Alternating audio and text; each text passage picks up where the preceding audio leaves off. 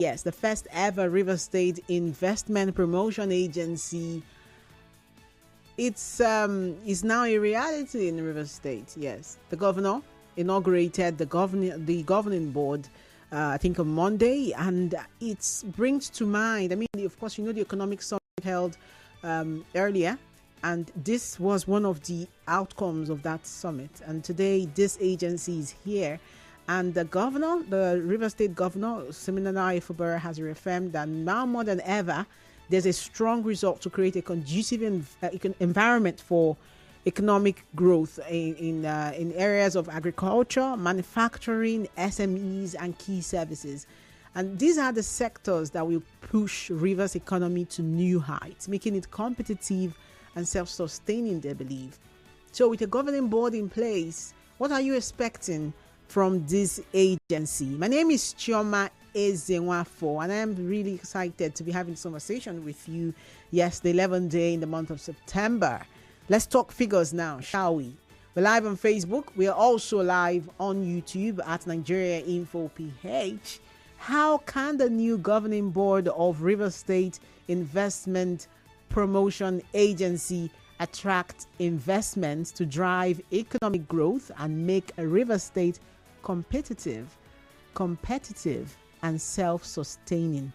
What are your expectations from this board? What are your expectations from this agency? A lot has been said when it comes to investing in River State, investments in Nigeria, attracting foreign direct investment, attracting local direct investment. A lot has been said. And so it appears it's time for us to talk about, to even drive it further, to look at what it is when the governor says in the area of agriculture and manufacturing, what should we be expecting? What are you looking forward to as this governing board gets to work? Share your thoughts with me. Yes, I would like to hear them, and I'll read your messages live in a bit, because you can also drop them on WhatsApp 0809-030-6416. That's the WhatsApp number that you can drop at this point for us to have this conversation. But first, I don't do talking figures alone. I get to do it with a guest, and this time the agricultural business management expert he is Oladamola Soares. I am very happy that I did not I did good again. This is like the second time, so I did good again. So thank you so much, Damola, for making time to be here today. Yes, on short notice you showed up. Yes, you're the co-founder of Pastures Hub, and it's always great to have you in the studio. All right, okay, I think you can say that again now. Say that again. The mic is on now. Okay, I said it's always good to be around with you, Chema. All right, so thank you for joining us. And as the tradition is, on here on Talking Figures, we're going to look at the 3 top big stories in business before we go over to the topic of the day. You ready? Yeah, sure. Okay, sure.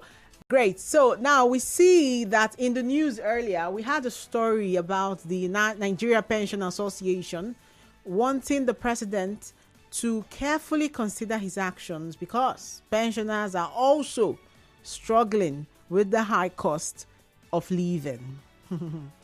Sometime in 2019, I did a story about senior citizens in Nigeria and the fact that there is barely any provision for them. There isn't any plans. You're getting old. If your kids are not able to take care of you, there is no system that absorbs senior citizens. But that's a different conversation. But then I can't help but wonder, where are they in a time like this? The high cost of living continues to rise.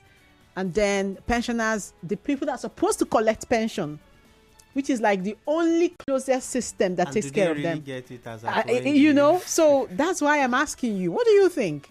So, yes, it's a very critical and very important thing to look at, especially for the government.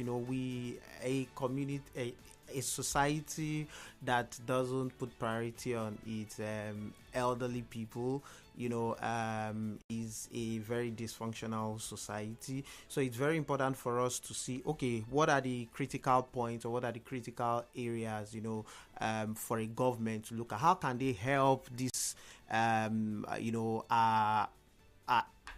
elderly people, especially people within the pension bracket, to manage or to cushion the effect of the current challenges in the economy. So first is, number one, ensure that their pension is paid as at when due, appropriately, whether from the state level, from the federal level to the state level, and even at the local government, whatever it is that the government has to do to ensure that this is being done, that alone will, help to manage. It's not like it's going to take away the real hard thing, but it's a step in to show that, we are concerned as a government. They are concerned for these people, because over the years we've had stories of pensions not being paid or delayed. Over the years, or we keep having, yes, and I wonder, because these are people that they cannot really work anymore. That's actually what it is. They are not able to be part of the workforce. And this fund we're talking about is a fund that it's like it's a contract. It's their entitlement. It's theirs, not that it's theirs. So something else again, the government we need to look at also is that because what are the critical things that concerns these people at this time? You also discover that some of the funds, or most times, is also spent on health related issues. So how can we help to manage that? So I would expect that even at our different health institutions, especially those owned by the government, is to find a way to. So what are the things they spend on consultations and also on medication? So can there be a leeway, a special provision, subsidy through the NHS to help manage these concerns, for the pensioners? Every now and then we keep gathering their data, so it's not like it's an unstructured space. There's some level of structure. There's a board, there's a pension and you also have a chairman or a president of that, and every now and then you keep getting their data. So they should be on a priority list. Every time government is saying, we need to give palliatives around social intervention for food, for things like this, we have their data. We call them every now and then, even at those times, come and update your record. At those kind of forum that we have with them, which happens every now and then they should also be giving provisions and for food and all of those kind of things. Interesting. Now let's look at the second story. Because of time, we see NAFDAC ordering the recall of a soap, bathing soap, very common on the shelves of Nigerian stores, used by a lot of people that I know. And then they are recalling this product, and it's produced in Germany. And this beauty soap, or this bathing soap, the NAFDAC said the product violates the cosmetic products regulation by containing a name that I cannot pronounce at this point because it is business show and not science. I'm joking. Okay, it's butylphenyl methylpropanoate or something like that, also known as Lilial, a chemical associated with serious health risks, they say. And NAFDAC has recalled this product, and they said it can harm the reproductive system and potentially affect the health of unborn children. The chemical has been linked to skin sensitization, triggering allergic reactions in some users. And the question has been, is it a recent thing? Because, they've been bringing this product into Nigeria for as long as I remember, and all the ads as well. So is it this batch? Is it this? Yeah, okay, yes, there's a batch. Yeah, so that's where I was good at. Not the product, but the batch. The batch. Oh, okay. Now, how coordinated? That's when we say it's a batch. I'm seeing now the batch number is there, 81832M space 08. That's the batch number. So who is going to monitor? The distribution channel is there, and when is pushed out for that batch? When was the production date? When is the expiry date? What's the whole data gathering? How are we going to reach the entire system, or the flow, or the supply and the distribution? Yes. But even before we get there, was at what point was it discovered that this particular chemical components were harmful, and if it was before the production, how did the product get into our market? The truth is that there are more questions to be asked concerning this than profiling. So at this point, it's just to create, more thoughts. It just opens your mind to understanding, our processes, our system. But beyond that is that one of the critical things that even our organization, especially our regulatory bodies like organization like NAFDAC should look at is that at the end of this entire process, so that's why they must take the entire process, very critically and look at, not just treat it as one other case, and at the end of the day, we don't have lessons learned. Because tomorrow again, we come back to the same table and say, oh, a let's particular product we recall again. So how did this product get into the market? What were the checks? What are the SOPs or the regulatory guidelines that that enables that this kind of situation don't occur again? And if they are already in place, at what point did we drop the ball?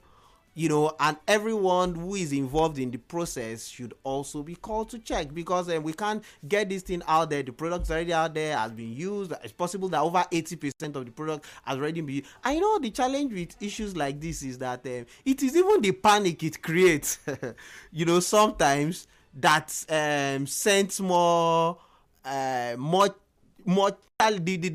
wave, the news and all of that out there rather than the real issues itself. So we need to look at what is it that we'll do not to ensure that this kind of scenarios don't happen again, especially for critical products like this.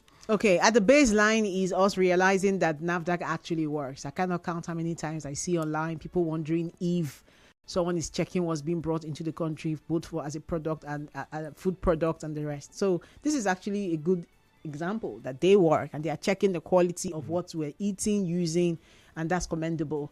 Now, the final story before we go on a quick break is a story that says that women-led startups in Africa still face low funding.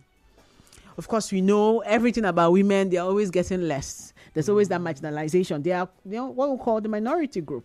So I am not really surprised, but because I'm okay, let's say on one side I'm surprised, on the other side I thought someone was taking care of this. What do you think? I'm excited that this conversation is going to be holding at Startup South 9 conference, okay. And I'm also excited that we're looking at this as one of the big topics alongside many other topics we'll be looking at around the investment around agricultural space and innovations and and all of those kind of things. But for when we talk about it's a very sensitive and yet very important issue to look at, especially for funding around for businesses, women-led businesses. Yes, the marginalization around investment for women-led businesses are there, obviously, and not for any reason that you can accrue to the woman. For different reasons. Probably in some of our works many times with startups, and when you sit maybe in with investors as when you sit on the panel and you're listening to businesses that are pitching, okay, yes, that's are women led and also for the other genders as well, and you see the constraint, especially around risk aversiveness, especially the riskier the business, as I say, the high risk, high return, and for every investor also, it's where can I turn over faster? Where can I grab more value? So it's a good conversation, because I'm sure that we're going to be looking here to see, okay, how can women-led business drive these conversations or drive innovations around? Yeah, they may be risky spaces, they may be challenging spaces, and they may also have all of those personal challenges, in entering those places, barrier entering around all other commitment to life issues. But how can we, in the face of this challenge, and I like that it's also a woman, who is going to be leading this conversation at this conference, and she has also been able to do quite a number of things, and also succeed and break in this area. So it's going to be an exciting sharing experience. How can women in the midst of all the challenges and the obvious risk and limitations around the business space, breakthrough in building businesses that can scale and attract funding, in the right capacity. Interesting. And interesting for me, because I know that a lot of businesses these days are owned by women. How come they are the ones not so funded?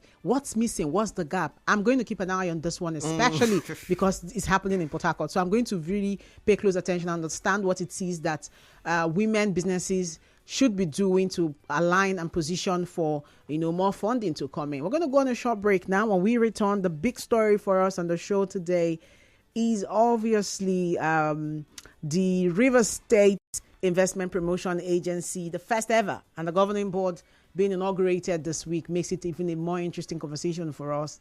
What should we be expecting from this board? What should we be looking forward to? The conversation continues after this break.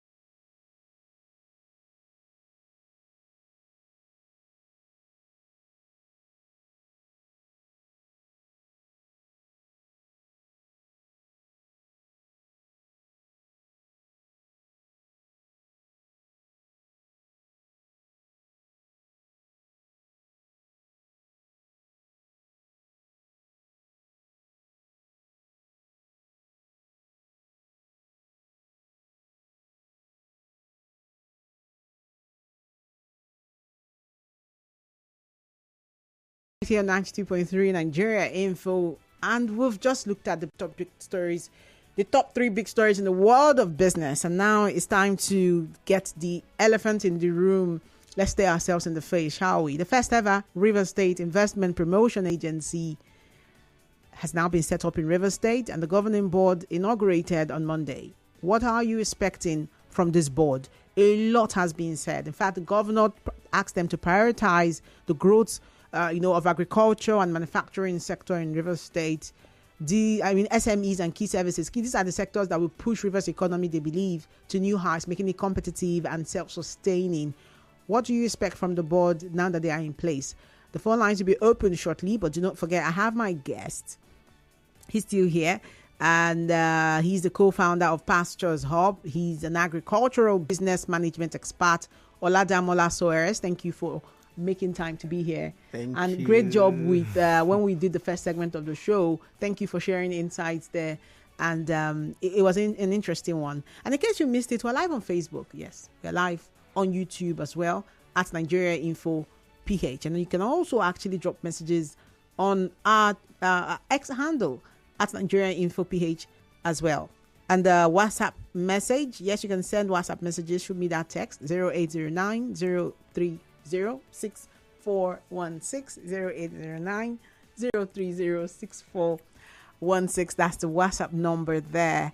The questions are quite numerous. I have lots of questions. And what should we be looking forward to? What should the setting up of a governing board for the Rivers State Investment Promotion Agency mean for businesses? What should it mean for the future of Rivers State's economy? What should it mean for investors? What are your expectations? That's the question. Yes, the phone lines will be opened at some point. But first, let's begin with Damola now. How do you think the new Rivers State Investment Promotion Agency could foster growth in the agriculture sector for instance? What would you recommend they focus on? Okay, so I had to take some real time to look at the government, because if you want to understand, of course, the expectation or the job description of a people, you need to look at the person giving them the job as well. And looking at the governor's speech directly, in detail concerning this. First was, the governor had to mention the key areas they need to try to prioritize, key sectors around agriculture, manufacturing, small and medium enterprise, and of course key services. This is something that is very, very key for any economy, especially in the climate where we are as well. I also see that the governor has also charged them to solve two real problems. First is solve unemployment problems and also promote creation of wealth. That's the priority of their responsibility.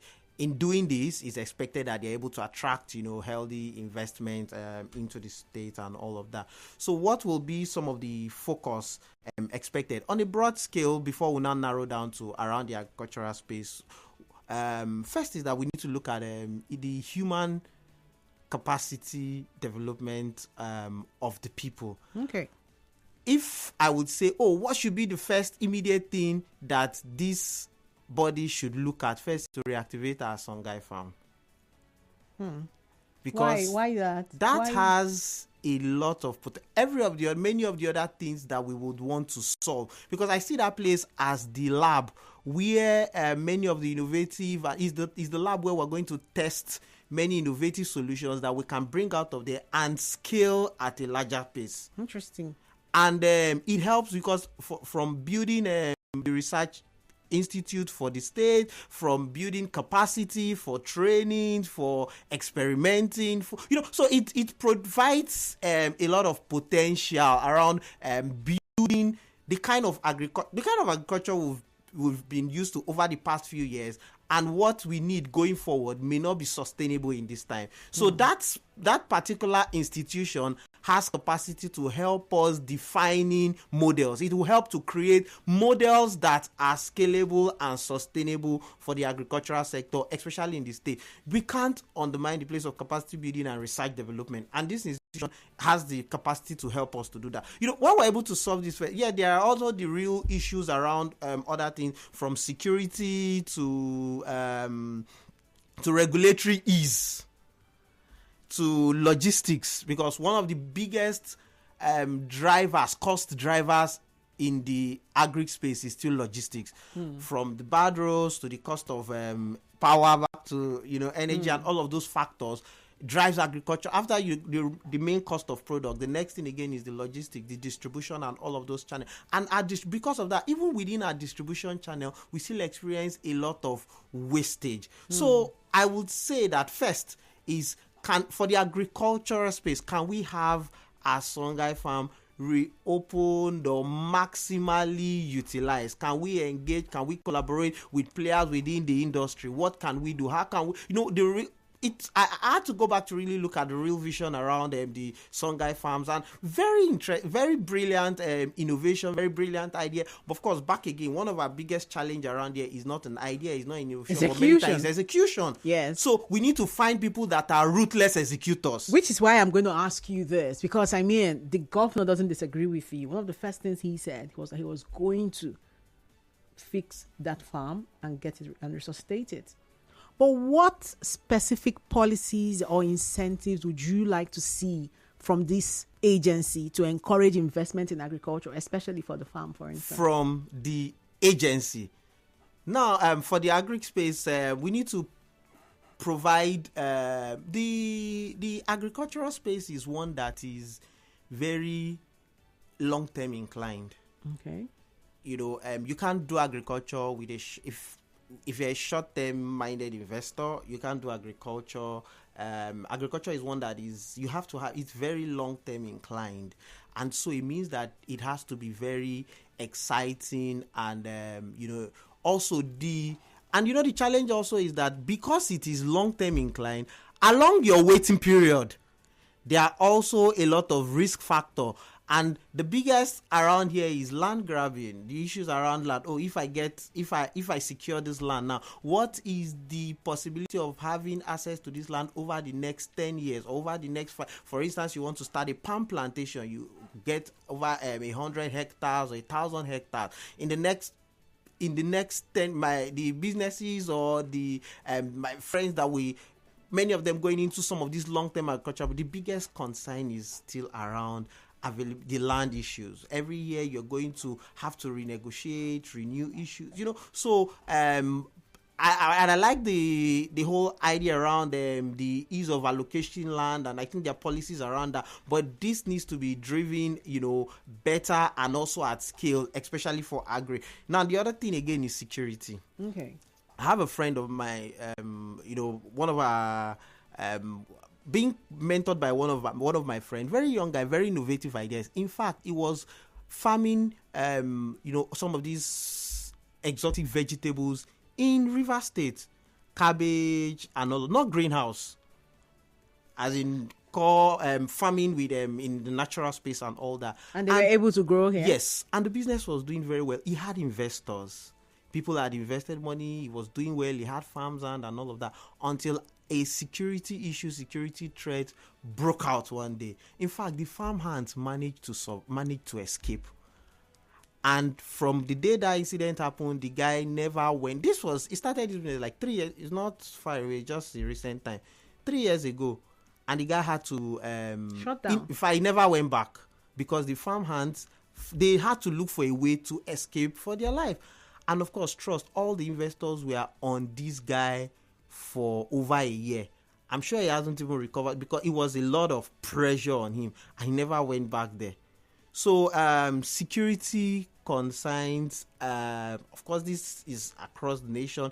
It's also a major issue that we must look at for farming. Even for some of us, we rather just prefer to stay at a space in the supply chain that doesn't enable you to manage your risk, that doesn't enable you to go down that way so you just prefer to cut your risk and just stay at a place in the supply chain that doesn't allow you to face all of those interactions. Of course, something else again is that the taxation along the line from the farm so we need to also find ways to manage all the taxations that increases the cost from farm to table. Okay. That's also very... You mean reduces it so that we do not pay so much? Multiple taxation, manage. So we need to find a way to manage. There are multiple taxations. Okay, so harmonizing the taxes within that value chain? Either harmonizing it and finding a way to ensure that it is inspiring and encouraging. Like I mentioned earlier again, is that it's a long-term gain. So these people haven't even started recovering their capital in the first few years. Okay.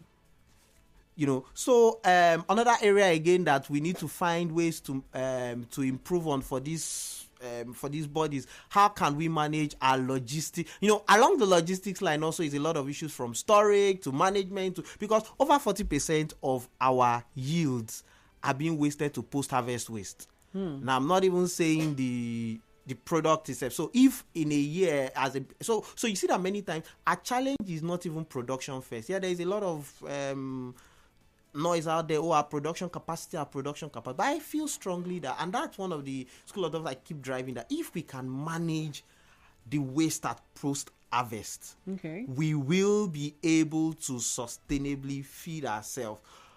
That actually brings me to my next question. When you look at the agri value chain, the entirety of it, which one would you recommend for this new agency to prioritize or focus on to leverage and help the rest of the value chain in the agricultural sector? So if you look at them, before you can delve into value chains, then you look at specific products. Okay. For a river state, what are the primary products that we have here? If I look at it from the surface level, you talk about cassava, you talk about a plantain, you talk about palm, then you talk about all of our seafoods, then you talk about our green vegetables. So which one do you think? I think our seafood, because I'm still shocked that we are in River State and yet crabs are so expensive. So I know some states that try to, in driving the agricultural space, and I've seen these models work over and over again, is in being able to build sustainable clusters. So agric again is people inclined. So there are locations. For instance, the people in the Eche, the people in the Ogoni, the people in different regions, they have the product that are specific and unique to them. So we should be able to find ways to bring these people into the government, and so we need to find ways to bring these people into clusters. For first, now in bringing them into clusters, you are able to give the necessary trainings to improve their yields, to improve their processes, to even drive mechanization, and the government is even able to support these people in cooperative mechanization system, whereby, we're all doing, these are the periods of clearing, we have equipment to help clear and all of those kind of things. You are able to help these people bring in appropriate seedlings. So some of the seedlings or some of, that we're using now may not be able to provide, they are not commercially viable. They mean, so the product, the yield, because in agric definitely it's about yield, it's about input and output. I put in, because that is about the numbers.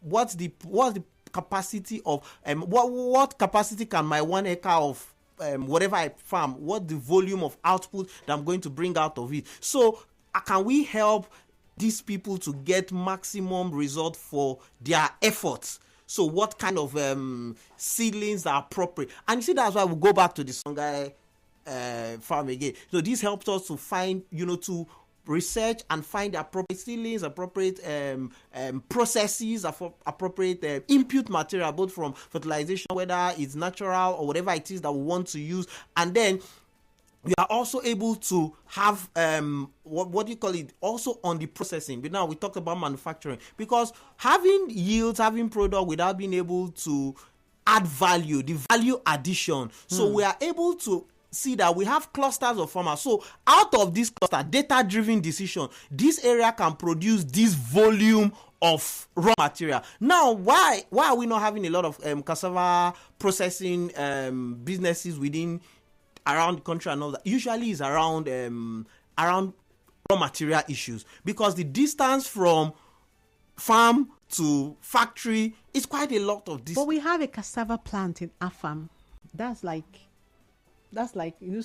So it comes back to, are they able to sustainably, are they able to supply to maximize the utilization of that process of the mill or whatever mill? Are we able to maximally produce to serve the mills, the people that are needing it? I know something again about processing. For some product, like a cassava product now, is timing. Okay. When you delay, you result, lose the product. You lose the product. You can lose an entire, harvested product just as a result of 1 hour timing. So timing is also very, very key. So what does that mean? It means that we need to find a way to collaborate, with private investors as well, to bring processing plants closer to the people, so that their efforts are not also wasted. While they're using all the ones they're able to use for their subsistent living, they're able to process the one that we want to move into, our basic commodities. Then the ones that we're also able to process for other industrial purposes as well. Okay. The phone lines are open at this point. If you have your thoughts, your contributions, your comments, you've heard our guest, he said quite a lot. He thinks the governing board and of the River State Investment Promotion Agency, the first ever we've had in River State, he believes they should begin with Songhai Farm. That's where, that's a good starting point to expand to others. What do you think? What are your expectations? Yes, we're trying to set the agenda for this agency right here. 0817-923-0002. You can also call 0817-923-0003. Those are the numbers that you can call. When you call in, you're going to hear the call screener and just answer the basic questions, and you'll be patched through to the studio. All right, the WhatsApp number 0809-030-6416. I'll pick a call, then we'll go to WhatsApp, then we go to Facebook. I got you. Yes, it's Talking Figures. Let's talk.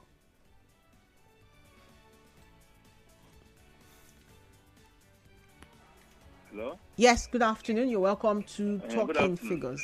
I greet you, Choma, and also greet your guest.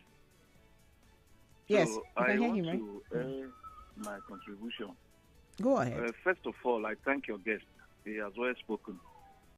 I also want to make my comment by saying that agriculture is the oldest investment on earth, that God Almighty even started it by planting garden, which means there's a planting somewhere. Agriculture is all about investing in planting. But my problem is let the government match action with words. I remember the days of a man like Aga George, because anything you start from grassroots, from childhood, you will not depart from it. Aga George invested some knowledge and by bringing what is called, let's say,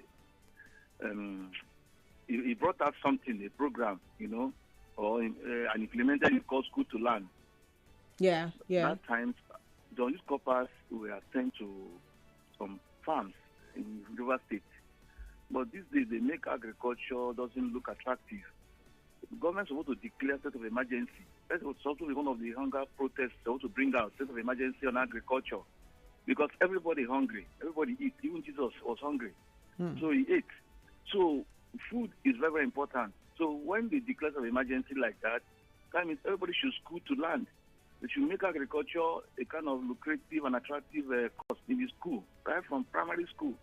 And those days we used to farm in the school.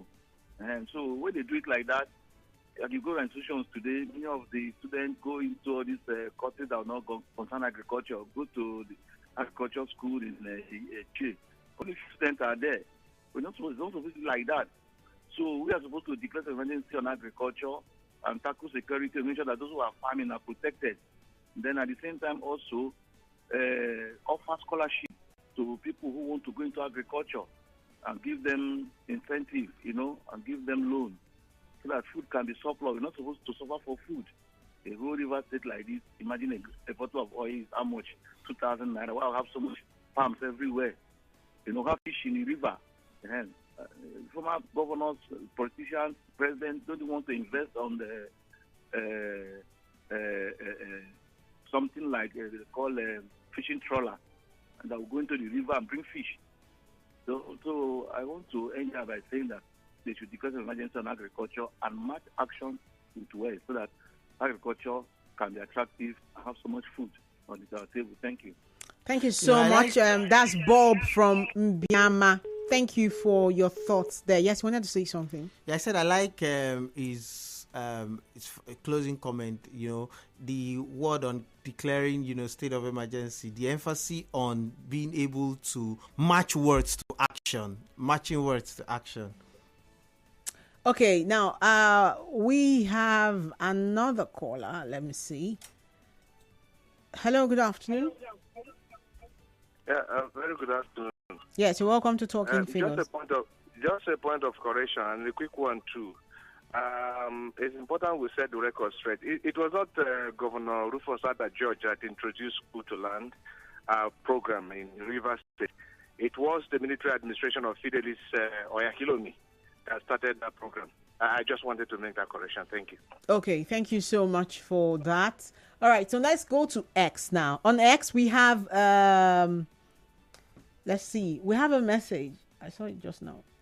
Okay, Ogu Ojon says the board without delay should revamp Songhai Farm. He agrees with you. Cassava processing company in Eche, they should meet the owners of companies that have relocated from River State and bring them back, like OCC, Michelin, and others. Thank you, Ogu Ojon. That's on X. So I'm just going to be taking one from all of the platforms now. All right, we have one here from... it says, my prayer is that the inaugurated investment committee wouldn't be like several committees that FG has inaugurated but never yielded any results to overcome our economic quagmire. Oh, is that said Ogud Ojon Justice? Could it be the same person that dropped a message on X there? Okay, we're going to go to Facebook, but first let's go to the phone lines one more time, and then let's see what's on Facebook, shall we? Okay, we have a message here. While I wait for that call to be screened, we have a message here from Emmanuel Arrow on Facebook. He says, amazing pick, about to unfold with great speed of interest. Thank you for your comment. And Ogu Ojun Justice really wants to be popular today. He also went on Facebook to drop his thoughts. Okay, he was actually commenting on the pension management situation that we talked about in the first segment. Okay, I have Ida from Onkoro now calling. Hello, good afternoon. Yeah, thank you very much. I love this topic this afternoon. God will bless you people, provide for you, you will never lack. My sister, see that they inaugurated yesterday. I want the government to put them up, please. Because what we think is oil. You don't think about agriculture. Please, supply farm. I know that work is going on there. Not only supply farm. The fertilizer for all the farmers. Please, let how it will finish. But I believe that land will never finish for people to farm. One thing that is only cassava and all those land. Fish farming. Go to Buguma fish farm. Open all those places. Come to tourist beach. Please, set a fishing terminal there. We have a very big water. Buy boat. Buy more net for people. Please. His Excellency, the Governor of River State, do it for River people. So that hungry people can have for River State. Thank you. God bless you. All right. Now let's talk about your organization as a co-founder of Pastures Hub. Just briefly tell me what exactly your hub does. Like, do you invest in people's agriculture business? What exactly is your focus at the hub? Okay, so Pastures primarily we're into supply and distribution of foodstuffs, so for businesses. So what do we do? We collaborate with farmers, with farm gate owners, and we are able to offtake this product in collaboration with the businesses that we serve. So we primarily serve restaurants, food businesses, and what do we do basically? We have our digital platforms and our structured process to ensure that we create an efficient distribution and supply. Now, the reason I ask you that because I want to know, are there lessons from your work at Pastures Hub that the River State Investment Promotion Agency can apply to make agriculture more attractive to both local and foreign investors? What can they replicate from what you do? Because you just mentioned tech. Yes, so beyond Pastures, and that's why just as what you asked, beyond Pastures is one of the businesses deploying innovative solutions to drive agriculture, especially for us. We are driving around the space of supply and distribution and availability and all that. We have a couple of other business startups within the Startup South the region, the community, and it's one of the conversations that we're driving at Startup South 9 conference, talking about cultivating sustainable food future, the role of innovation and technology. You're going to have a couple of startup businesses come talk about it. What are some of the things that we, even as a business, have been able to do? What we realized when we started out, wanted to do quite a number of things, and in serving some businesses over time, and we asked, what is it that is unique about what we do to them? And one of the things they keep telling us is that reliability, the efficiency in the supply, as at when due. What can the government do? What can they replicate from what you do? Just as what can they replicate? If I got interested when you said innovation and you mentioned tech. Is not familiar in that space.